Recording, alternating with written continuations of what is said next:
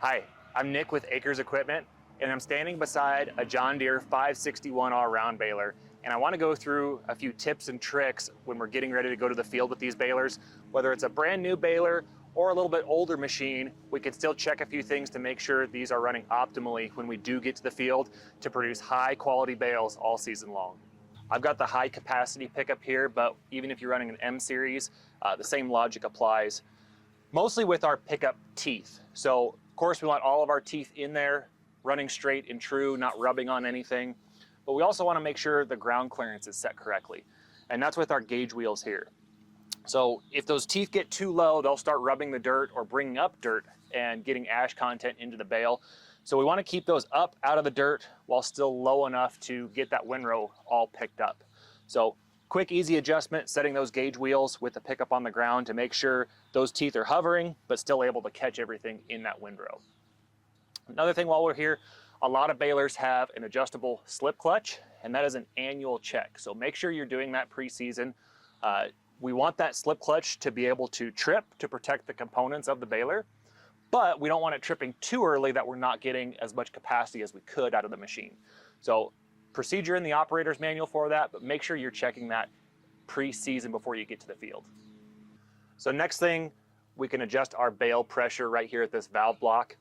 Just make sure if you're going to the field with a brand new baler, for that first 50 bales, we don't want to touch this while those belts are breaking in. The belts need to stretch and find their place a little bit, so leave this alone through about 50 bales of operation when you start the season with a brand new baler. After that, you can start making adjustments to get the bale weights that you're after. Another thing to check over is our chains on each side of the machine. So we want to check for any stretch, wear and tear, make sure these are in good condition going into the season.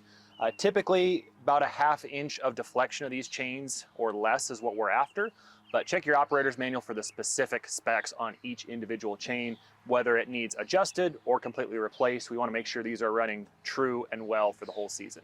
So I'm standing inside the bale chamber now, and a couple things to look at, both our starter and our idler roll.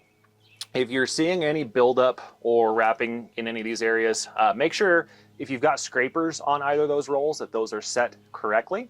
If you don't have any scrapers, it might be something to think about if you have experienced that, just to keep these rollers running clean and free of any buildup as we're baling in various conditions. Also, while we're back here, making sure our belts are running straight and true pre-season. Again, there's an adjustment process in the operator's manual to make sure these are aligned and running evenly, but very easy to do and check pre-season while the baler's empty to make sure these are following the correct paths.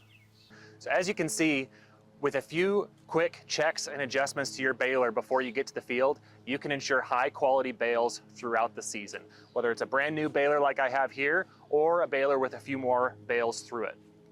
As always, check your operator's manual for specifics to your machine, or better yet, check the equipment mobile app from John Deere for a operator's manual electronically right there in your hand with all the adjustments and procedures. Or best of all, call your local Acres Equipment dealership.